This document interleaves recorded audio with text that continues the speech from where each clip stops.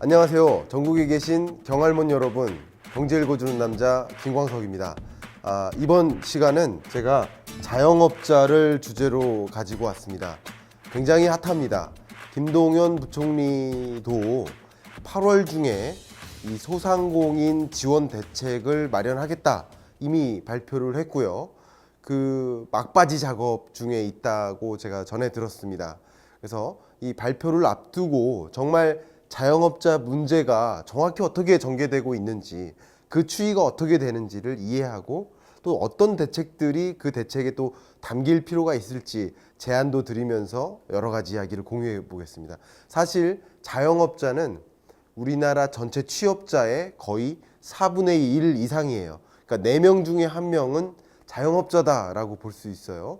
그리고 적어도 우리 가족 중에는 혹은 친척 중에는 자영업자가 반드시 있죠. 그 남일이 아니라는 거죠. 자영업자 경할못께서도 관심 있게 기울여야 할 이야기고, 또 취업을 준비하다가 취업이 안 돼서 자영업을 창업하는 분들도 많기 때문에 취업 준비자도 관심 있게 기울여야 될 여러 가지 내용들이 있습니다. 지금부터 본격적으로 좀 이야기를 해 보도록 하겠습니다. 제가 사실 전에 이제 현대경제연구원 재직 시절에는 자영업자 연구를 많이 했었습니다. 사실 제가 여기 이 자리에 있게 만들어준 또 보고서들인 것 같은데요. 여러분들 더 심오한 이야기를 좀 궁금하게 생각하신다면 그런 이야기들은 이 자영업은 자영업과 경쟁한다. 제가 2012년에 발표했던 보고서입니다. 그리고 자영업자 가계부채의 특징과 시사점, 이런 보고서들, 이건 2014년, 15년에 발표했던 보고서들인데요. 이런 보고서들을 쭉 찾아서 구글링 하셔도 좋고요. 아니면 제 네이버 블로그에 들어오셔서 찾아보셔도 좋고요. 찾아보시면 더 심층적인 내용을 보고서로서 확인할 수 있을 것이라고 생각이 됩니다. 자, 이제 정말 본격적으로 말씀을 드려보겠습니다. 자영업자 추이가 보시면 다시 늘어난다라고 표현할 수 있습니다. 물론 2018년 값은 6월 기준입니다. 이게 최신이고요. 제 이 그래프를 그리면서도 제가 무슨 색으로 표현을 할까 고민을 했었는데 빨강색으로 표시를 했습니다. 우리가 집중해야 될 이야기이기 때문에 그렇게 얘기했는데, 미리 말씀드리면 자영업자가 늘어나는 시점은 유난히도 2012년 어땠어요? 유럽발 재정위기, 우리 경제가 별로 좋지 않을 때 자영업자가 증가했었어요. 그 이후로 자영업자가 보통 줄어드는 추세를 보이다가 다시 2016년 이후로 자영업자가 늘어나고 있습니다. 이런 현상은 아마도 경기 탓을 피해갈 수가 없는 거예요. 경기가 안 좋으면 기업들이 어때요? 적극적으로 투자하기가 어려워요. 또 불확실성이 굉장히 높아요. 제가 2018년 하반기 경제전망에서 불확실성이 왜 높은지를 한 10가지 이유를 들어서 설명을 드렸는데요. 불확실성이 높다 보니 기업들이 적극적으로 투자를 할 수가 없어요. 투자를 못하니까 당연히 신규 채용이 있을 수가 없는 거예요. 신규 채용이 없다 보니 많은 취업 준비자들이 아무리 해도 취업 안 될 것 같아 하면서 취업의 대안으로서 선택하는 것이 이 자영업 창업입니다. 물론 그게 모든 이유는 아니지만 상당 비중이 그렇다는 거죠. 혹은 구조조정되거나 퇴직하는 인력들이 취업이 어려우니 어쩔 수 없이 창업하는 경향도 굉장히 두드러지는데, 그런 것은 다시 한마디로 경기 탓을 안 할 수가 없습니다. 자, 여기서 오해 없으셨으면 좋겠는데, 여기 정확히 제가 이 데이터를 추계하면서 정확히 명시를 했는데, 자영업자란 무엇이냐? 제가 이미 고용을 총정리하면서 말씀드렸어요. 모든 취업자는 크게 종사상 지위별로 두 가지를 구분해요. 종사상 지위별로 임금 근로자 그리고 비임금 근로자로 구분을 합니다. 이 중에서 임금 근로자는 크게 세 가지로 구분하는데, 상용 근로자, 임시 근로자, 일용 근로자로 구분해요. 정규직, 비정규직 구분하고는 다른 구분입니다. 아시겠죠? 근데 비임금 근로자는 또 세 가지로 구분해요. 하나가 고용주예요. 다른 하나는 자영자예요. 그래서 자영자라는 표현을 듣고 자영업자를 잘못 표시한 거 아니야?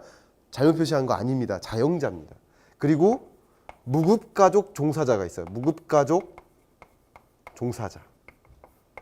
예를 들어서 남편이 치킨집을 하는데 아내가 남편 일을 돕는다. 무급으로. 그러면 역시 무급가족 종사자. 아시겠죠? 근데 중요한 것은 국제통계, OECD 통계에서는 이들을 자영업자라고 합니다. 다시 말하면 비임금 근로자를 자영업자라고 정의를 해요. OECD 기준에서는. 근데 우리나라 통계청 기준에서는 무급가족 종사자를 제외하고 자영업자라고 합니다. 저는 국제통계를 더 존중을 하는 편이에요. 왜냐하면 OECD 통계에는 우리나라 자영업자 비중이 전체 취업자 중에 뭐 약 26%, 25% 차지한다라고 발표를 하는데 이 비중을 빼면 이 값과 안 맞아요. 그래서 통계적인 일관성을 유지하기 위해서라도 저는 국제 통계를 더 준수합니다. 혹시 그런 오해가 없으셨으면 좋겠고, 저는 이 세 가지 계층을 모두 합해서 자영업자, 비임금 근로자를 자영업자로 정의하는 거고, 그 값이 여기에 있는 것입니다. 아시겠죠? 예, 그 값이 다시 증가하고 있다라는 건데, 미리 말씀드리면 이 증가하는 현상이 문제가 될 수도 있고 문제가 아닐 수도 있어요. 근데 왜 문제냐면 자영업이 과밀하기 때문에 문제예요. 한 동네에 치킨집이 하나만 있으면 그 치킨집 문 닫을 일이 없어요. 폐업할 일이 없어요. 돈 잘 벌 수 있어요.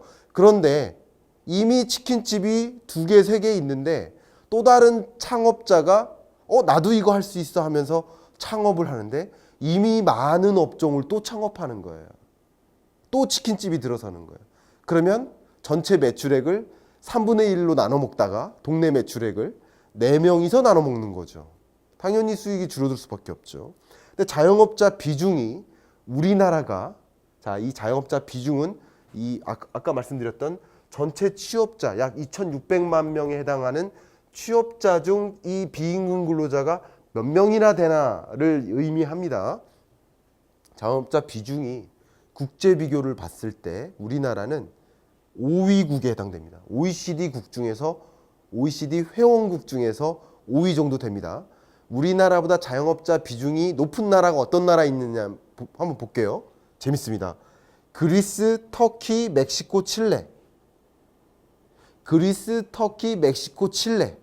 이 4개 나라를 가만히 생각해 보면 그닥 OECD 회원국이라고 하지만 OECD 회원국이었어? 라는 질문을 하게 만드는, 그닥 선진국스럽지 못해 보이는, 다소 1인당 GDP가 좀 낮은 그런 나라들인 가능성이 굉장히 높아요. 실제로 그렇습니다. 그러니까 자영업자 비중이 우리나라는 이 4개 나라를 제외하면 가장 높은 거예요.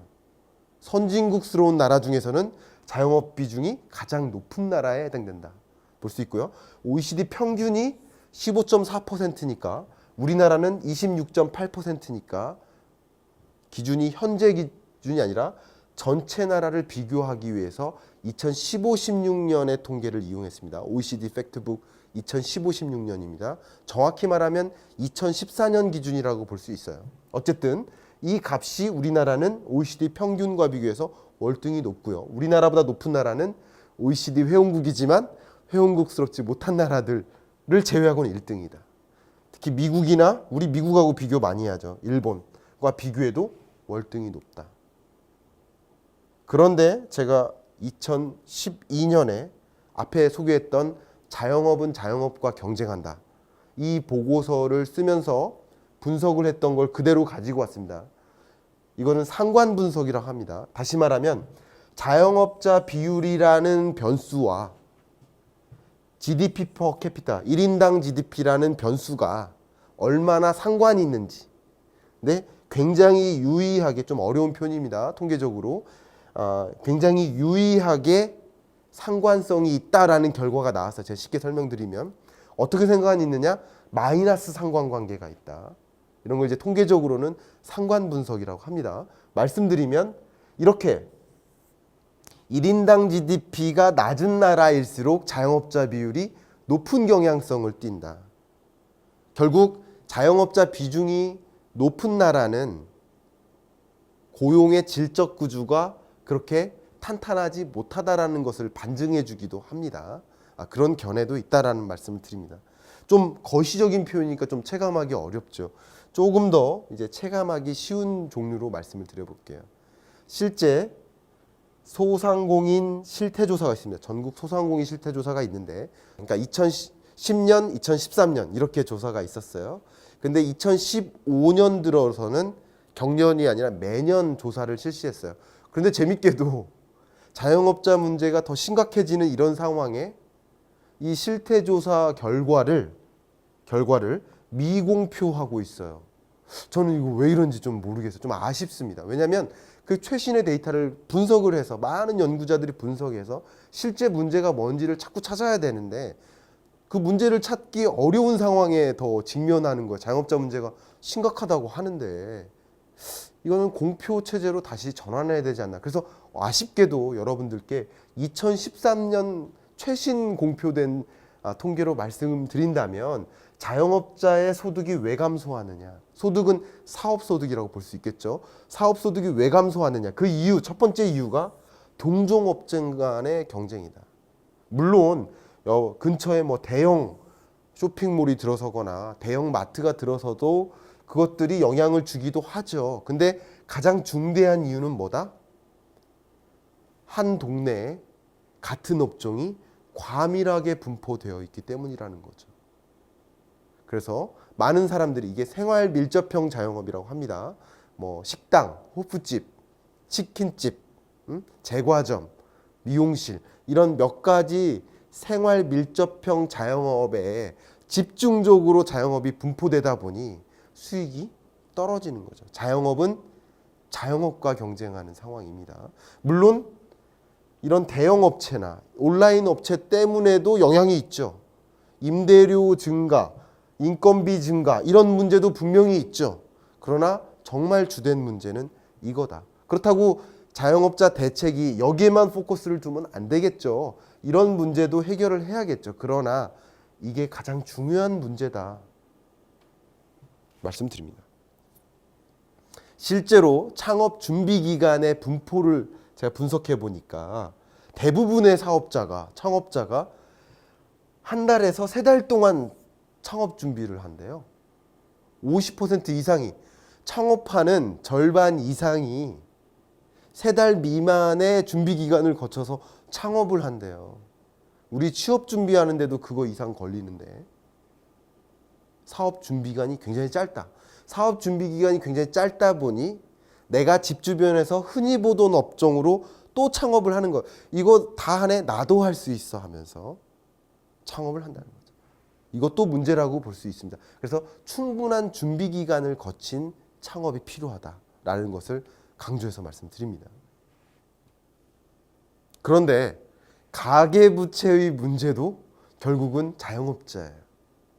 이미 가계부채와 관련된 경익남 영상이 공개가 되었지만 한 번 더 살펴본다면 자, 채무상환 비율이라고 해요. 채무상환 비율은 자, 분모에 뭐를 둬요? 가처분 소득을 둬요. 분자에 뭐를 둬요? 원리금 상환액을 둬요. 우리 집 소득이 200만 원인데 원리금을 20만 원 갖고 있다. 그러면 나의 채무상환 비율은 10%인 거예요. 그죠? 20만 원을 200만 원으로 나누니까 10%가 되는 거예요. 그런데 그 채무상환 비율이 가장 높아요. 누가? 빨간색이 자영업자입니다. 자영업자가 가장 높아요.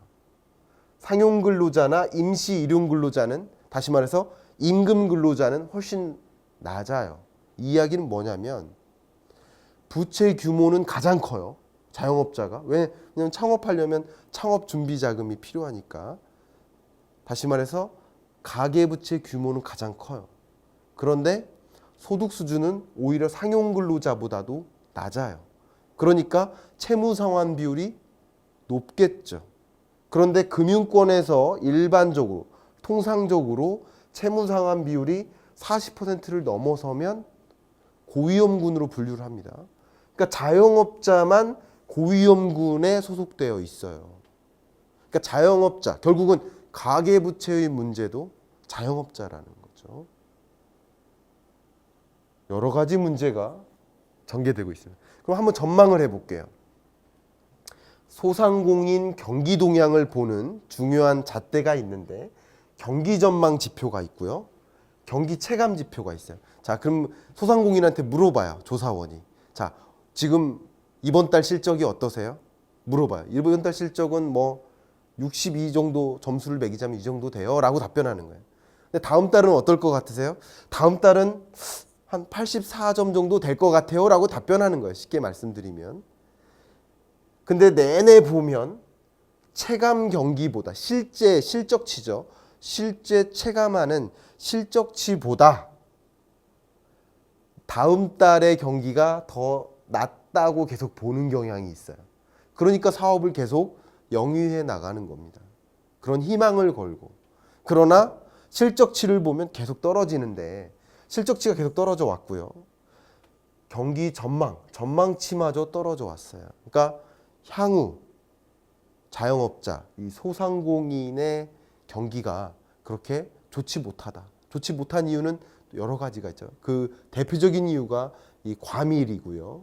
또 고용 조건도 근로 조건이 개선되다 보니까 자영업자 입장에서는 부담이 되는 거고요. 임금 올려야 되니까 나도 힘든데 임금을 올려야 되니까 더 힘들어질 수밖에 없는 거고. 여러 가지 문제들이 중첩되는 것입니다. 특히 구조조정이 본격화된 지역들, 뭐 창원이나 거제, 군산 이런 지역들, 포항, 울산, 구조조정이 본격화, 제조기업이 퇴거하는 그런 지역들은 그 제조기업을 대상으로 장사하던 식당은 어때요? 같이 물러날 수밖에 없죠. 이런 식으로 그런 지역들은 자영업자 문제가 더 본격화됩니다. 지역 경제가 굉장히 침체되죠. 그런 경향성이 굉장히 두드러지게 나타나고 있습니다. 자, 여러분들께 특히 자영업을 창업하셨거나 아니면 자영업 창업을 준비하는 여러분들 아니면 이런 자영업 경기를 충분히 이해하고자 하는 경할몬 여러분들께 제안을 드리자면 첫 번째 충분한 준비 기간을 갖춰라. 짧게 준비하는 게 아니라 충분한 준비 기간을 거쳐라. 충분한 준비 기간 중에는 하나가 적어도 내가 이 업종을 창업하고 싶어 그러면 바로 창업하는 것이 아니라 그 업종의 파트타임 근로자로서라도 한번 취업해서 경험을 하라. 그 분야, 치킨집을 창업하고 싶다면 치킨집 배달원이라도 한번 경험을 직접 해봐라. 그러면 실제로 그 경기를 체감할 수 있고 노하우를 취득할 수 있고. 왜냐하면 선생님께서 베이비붐 세대 50대 생애 주된 직장에서 막 퇴직하셔서 치킨집을 창업하시지만 선생님께서 지금까지 주된 직종에서는 최고시죠. 노하우 최고로 많으시죠. 그러나 치킨집 창업과 관련해서는 최고가 아니시거든요. 그러니까 바로 창업하지 마시고 그 업종에서 적어도 무급이라도 근로를 경험해 보시면서 노하우를 많이 갖고 그리고서 창업하시는 건 굉장히 도움이 된다. 그런 식으로 사업 준비 기간을 충분히 갖춰 주셨으면 좋겠다. 그 사업 준비하는 기간 충분히 갖춰야 돼요. 두 번째 말씀을 드리면 업종을 잘 선택해라. 준비 기간이 짧기 때문에 업종을 선택하는데 시간적인 여유가 없다고 할 수 있지만 업종을 잘 선택하셔야 됩니다. 내가 집 주변에서 흔히 보던 업종 나도 할 수 있어 하는 생각보다는 흔히 보던 업종은 역시 나는 안 해야지 하는 마인드로 업종을 선택할 필요가 있습니다. 이 동네에서 있어야 할 업종인데 없네 하는 업종을 찾아야지 굉장히 많네 그럼 나도 할 수 있어 하면서 뛰어들면 안 된다는 거죠. 그 다음 세 번째 요약컨대 정책 기조를 정확하게 이해하자. 물론 매일 바쁘신 거 압니다. 매일 바쁘셔서 정책 기조 어떤 정책들이 발표되는지 무심할 수 있습니다. 그런 것들은 제가 좀 많이 도와드리기도 하겠지만 여러분이 직접 그런 기사들을 꼼꼼히 읽어보셔서 어떤 새로운 정책들이 입안되는지 그러면 그런 정책들 중에 내가 혜택을 볼 만한 게 뭐가 있을지 한번 확인해 보세요. 그럼 굉장히 도움이 될 수 있습니다. 예를 들어서 여기 소상공인 시장진흥공단이라는 공공기관이 있습니다. 대전에 있습니다. 제가 자문위원 활동으로 여러 번 해서 많이 알고 있지만 이 지원사업, 이 홈페이지를 그대로 제가 캡처했는데요. 지원사업에 정말 다양한 지원사업이 있어요. 창업 준비를 위한 다양한 교육 사업도 있고요. 무료로 교육해 줍니다. 그리고 뭐 고용보험료 지원이나 아니면 보시는 것처럼 소상공인 자금 지원이나 청년을 자영업체 입장에서 소상공인 입장에서 이 청년을 채용할 때 청년 고용 장려금, 지원금을 준다든가 이런 여러 가지 지원 대책들이 마련되어 있습니다. 한두 가지가 아니에요. 청년들이 창업을 하고 싶다. 그러면 청년 상인 육성 정책도 있습니다. 정말 다양한 지원 사업들이 많으니까 적어도 이 홈페이지 한번 정도 들어가 보셔서 내가 혜택을 누릴 만한 사업이 뭐가 있을까? 한번 꼭 사업 혜택 누리시고 나중에 댓글로나마 참고가 되었다, 고마웠다 라는 말씀 한마디 남겨주시면 좋을 것 같습니다.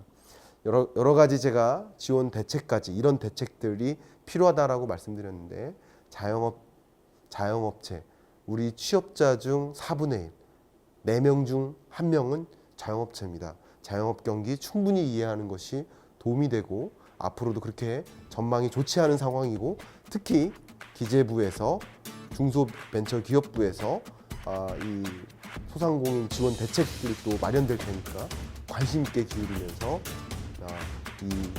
계속 좀 불경기 그리고 이 무더위 이런 것들을 좀 잘 이겨낼 수 있는 그런 시간이 되셨으면 좋겠습니다. 이상 경제 읽어주는 남자 김광석이었습니다. 감사합니다. 안녕하세요. 경제 읽어주는 남자 김광석입니다. 2018년 하반기 경제의 모습이 마치 이런 것 같습니다. 근데 아직도 전세 공급이 충분한 수준까지는 안 온 거예요. 2018년 하반기에는 역시 이런 트럼프발 무역 전쟁과 그것으로 인한 후폭풍, 우리나라의 수출품도 관세 장벽에 걸릴 수 있다는 거죠. 남북 경협이 더 확산되고 그럴 것이라 보여지는데 어떤 산업에 대한 관심이 많냐면 우리 앞에 놓여져 있는 미래가 굉장히 어둡다, 불확실하다. 좀 더 채비하고 준비를 해야만 기업도, 정부도, 우리 가게도 올바른 의사결정을 해나갈 수 있겠다. 우리 앞에 놓여져 있는 이 미래에는 어떤 기대와 어떤 걱정들이 있는지를 좀 살펴보고요. 우리는 어떻게 의사결정해야 되는지 그런 이야기를 좀 전개해 보도록 하겠습니다. 여러분 좀 2018년 하반기가 좀 보이십니까? 네, 많이 보여지지 않으세요?